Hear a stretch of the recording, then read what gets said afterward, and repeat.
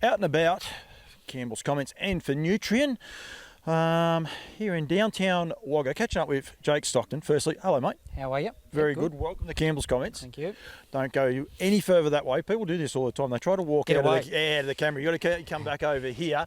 I am at, well, I'm going to say, I'll still say I'm at Yirribee at the minute, but there is a massive change happening here after the dispersal sale and everything that has gone on just recently, Jake. So exciting times for you, mate. It is, mate. Yeah, as of 1st of September, this will be now Wingate Farm. So, yeah, everything's all happening, and we're very excited. You are excited about it? Yeah, can't wait. Yeah. Nervous?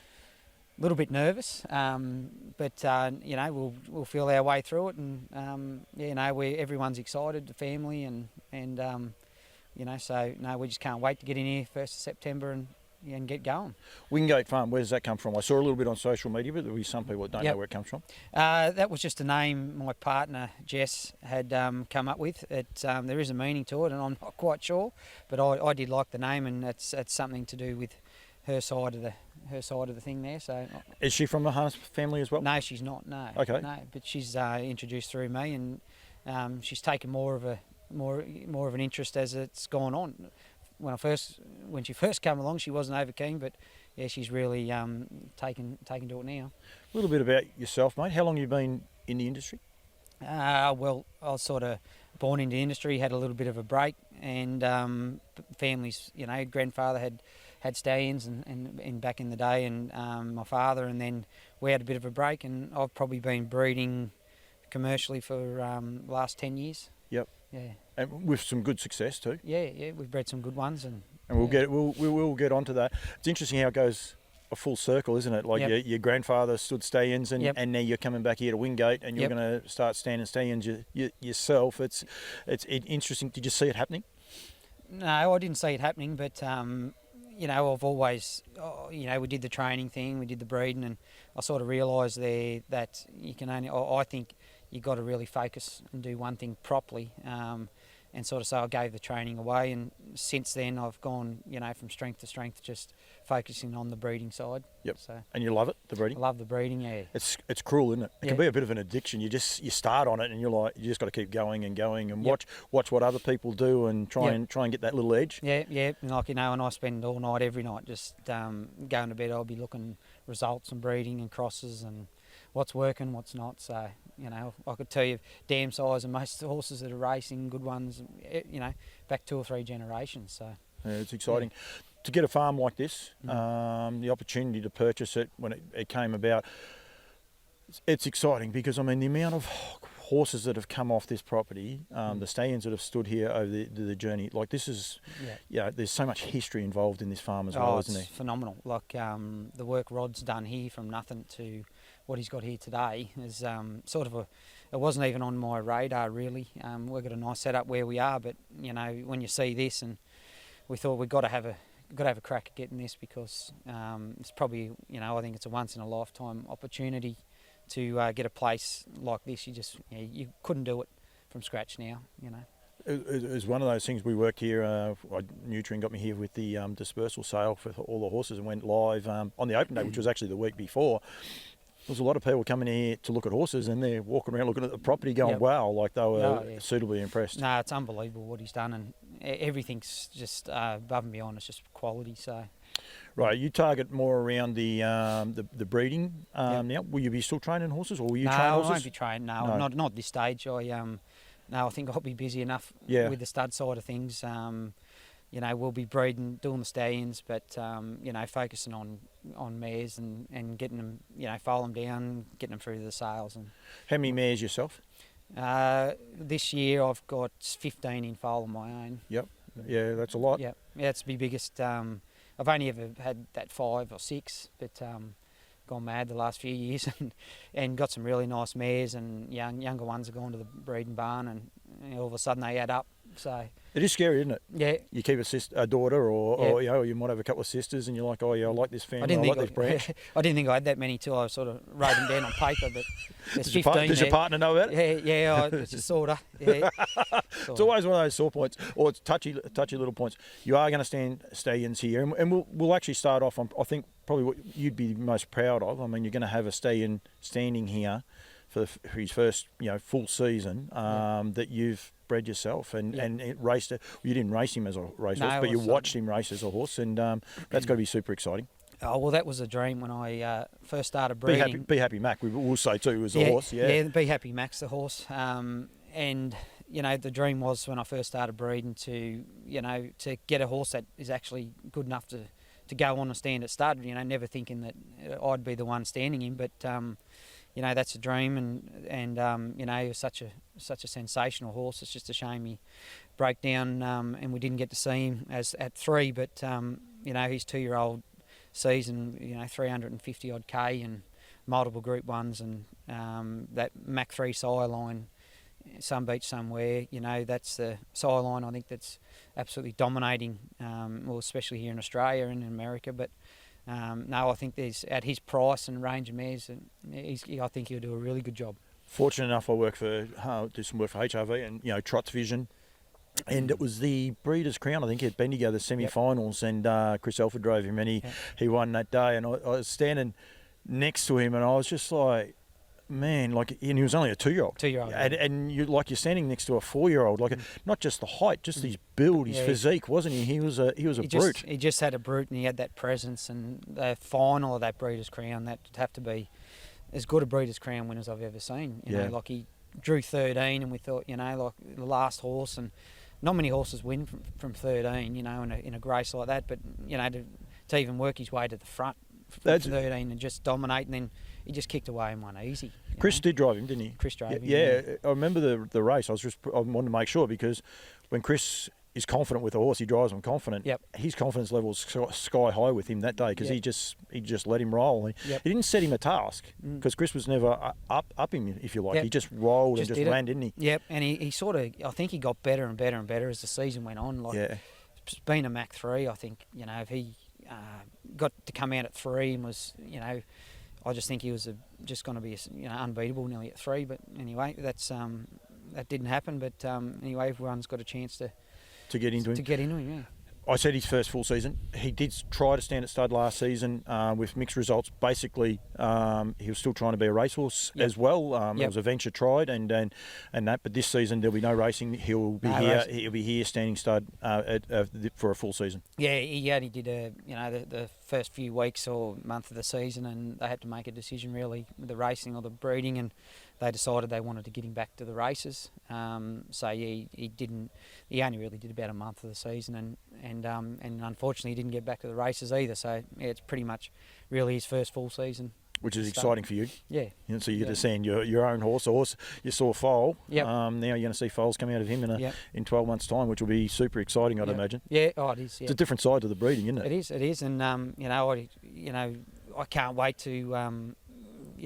From day one he was just a magnificent looking foal. As you said, he was a big, imposing horse and nearly black, and if he leaves him anything like that, I can't wait to see his progeny. 2,200, did you say? It was now, no, or 25? He's 2,500. Yep. But they're eligible if mare resides in New South Wales.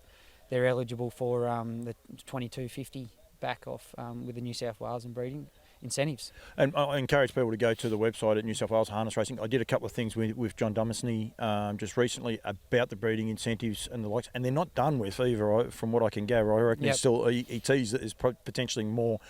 It's exciting how Harness Racing New South Wales have taken to the breeding scene in the last couple of years. They're aware of its importance. I mean, you've got Cobbity Farm, you've got Darren Ray. Yep. They're aware of the importance. Yep. It's so great. It must be so good for you to have the confidence of New South Wales Harness Racing in the direction they're trying to push it. Yeah, it is. And they're backing our own horses in too. Like I said, haven't only got him. We've got Tintin in America that's also eligible for that. Yep. He's just absolutely flying at the moment. And Lenny the Shark, his 2-year-olds are up and running now. So we've got the 3 options there for the full bonuses, and then we've got we'll be standing Warrawee Needy will be here again, and the Frozen Seaman for Fear the Dragon. So And that'll all still reside from here. So They'll be able to great. reside. The Except for- Needy and Fear the Dragon won't be eligible for the Colonial $500, but they're eligible for the rest. Yeah. Winning races everywhere for the Dragons Yep. too, in America Yeah, too. yeah. So I noticed that Macca Lodge, they've been Yep. pumping out a lot of stuff. So Yeah. so make sure you keep up with them. Do the goat stay with you? The goat stays, yeah. That's his little buddy. So the goat stays. Anyone Part of the deal. Anyone want what we're talking about? If you come here to Wingate Farm, when you go past, you see a little goat in with a stallion. Yep, they're the best of mates, and it's quite funny to actually see. Yeah, it keeps him calm and happy. So that's Tint in America we're talking about. So Yep. he's got his mate there. I'm actually not sure what the goat's name is, but I will have to find that out. But I do know it, but it's left me. But that's okay.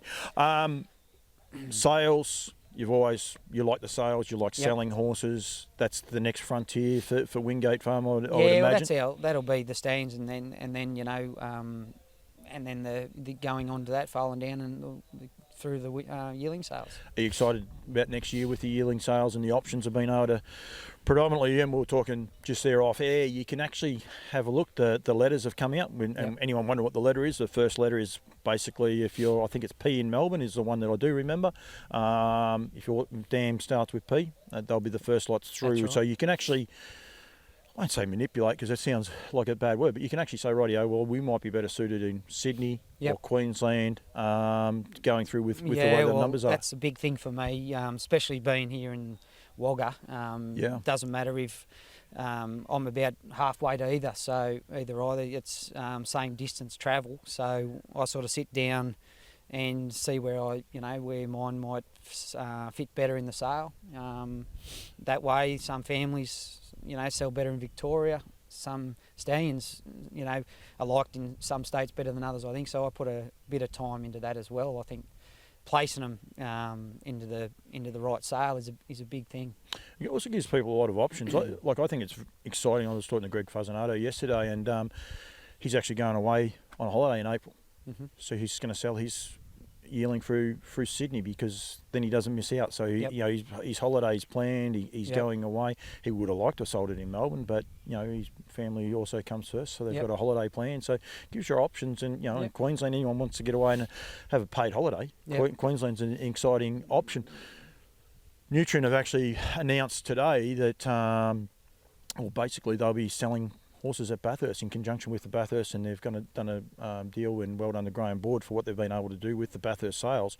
That takes on a whole new meaning, and it's got a bit of sentiment to you as well, this whole Bathurst series and what they've been able to achieve there with that race series. Yeah, I think that's great news because it gives vendors that option. If they've got a horse they think, some horses actually fit that market better than getting lost in the bigger sales. So no, I think that's just another option for vendors to consider. Some people say, you can have your lesser lights if you like, go to Bathurst. The reality is there's a race carnival going on. The night before there's going to be a race, the Gold Crowns will be raced the night before. So there's going to be people there. Your leading trainers, your leading drivers are going to be targeting that market. They're going to actually be there. It's just a good little fit for people that want to look at somewhere different. Letters mightn't stack up in Melbourne or Sydney. Right. Bathurst, the same thing. Gives a lot more options, doesn't it? Yep, it does for sure. And you've got a little bit of excitement because you had a horse win the Crown. No, second. Ran second in the Crown. Second, yep. And it's going to be targeting now the Nutrien race series starting on the 16th of August. Yeah, we bought him off Ben Stud, naturally gifted. He ran second in the Crown and had a little bit of a blow after that, and he's ready to go this Saturday night at Menangle, all in aim for the Nutrien race coming up in the coming weeks after that. Yeah, so who's training him? Wayne Dimmick in Sydney, Yeah, so Wayne's got a bit of pressure on him now. Wayne's got pressure, Hey, we give him that, and if Craig Judd's involved, well, then there's even more pressure. Yeah, pressure on that. Now, driver's informed, Cameron Hardy's, we've got the right driver. Is he driving in the driver's colours? I don't know what he'd be driving. He probably will be. Yeah, because he's pinched them off me. Has he? Yeah, so I'm actually okay with that. So I'm okay with that.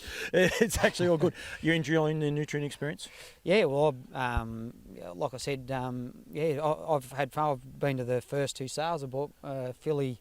Well, I bought that colt the first year, and I bought a filly this year. Art Major quick comment out of the Nutrien sale in Melbourne. Ian Carmichael, he'll be happy with that. Yeah, he likes his little bit of fame, Ian. Yeah, no, but we've gone over we've gone over 7 minutes, so he won't have watched up until the so he'll have missed out. He'll have missed out on that part. But and how's she going? Yeah, broke in really nice. Only broke her in. She's due to come back in the next coming weeks. He'll be on the phone to you. You know that now, don't you, Jake? Thank you very much. If anyone wants to get in touch with you, with Be Happy Mac or any of the other stallions as well, what's the best way to do that? Well, the website's nearly up and running in the next week or so, but and that would be Wingate Farm. That'll be Wingate Farm. Facebook page is up and running, and my phone number will be on there. So probably just better to ring me. Yep. And until we get all out here and everything properly going, but any bookings and that are all coming through to my mobile at the moment. So good as gold. Stay tuned to Campbell's comments and also the Nutrien Facebook pages. We'll keep updated once you've gone live with all those things to make it easier for people as well, mate. So thank you very much. Well done. Thank you very much for joining me, and all the best, and hope you like painting white fences. Yeah, I know. Well, I think he's done most of that. Well, he might be right for a while, but he's it's unbelievable. I think a spray gun will be better than a paintbrush. Jake, thank you very much. Right, thank you.